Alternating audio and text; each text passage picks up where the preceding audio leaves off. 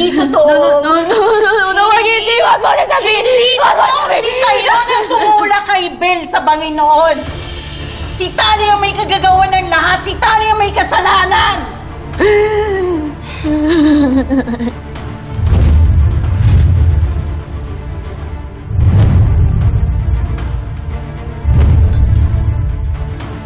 Daddy.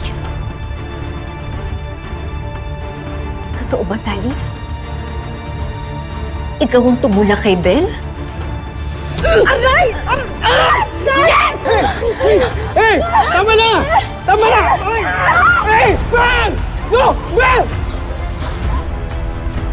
Pinaako mo kay Tyrone yung kasalanan mo. Siya ang pinagbintangan. Tali! Nakulong si Tyrone ng dahil sa'yo. Muntik nang masirap kinabukasan niya. Sorry po talaga.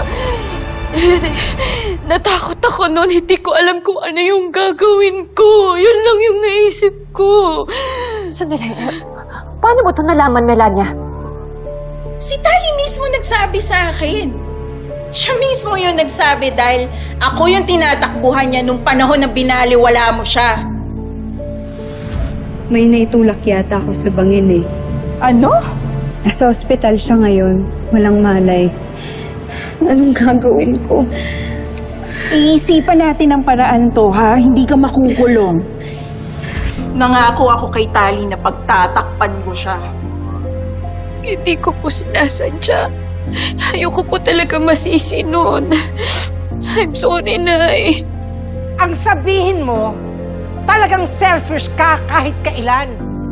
Wala kang malasakit kay Tyrone kasi nga, hindi mo siya kapatid. Ngayon, maliwanag na ganyan ang ugali mo dahil masama ka. Nanggaling ka, nagmula ka sa masama.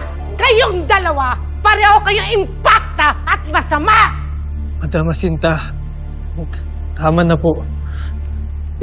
Okay na po ako. Walang araw po na hindi ko po pinagsisihan yung nangyari. Kaya patawarin niyo na po ako. Nalagpasan na natin yung pagsubok na yun, hindi ba?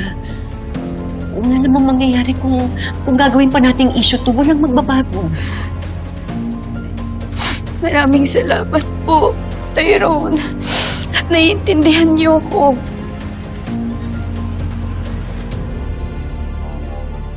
Yun na ba yung pananakot mo kay Tali?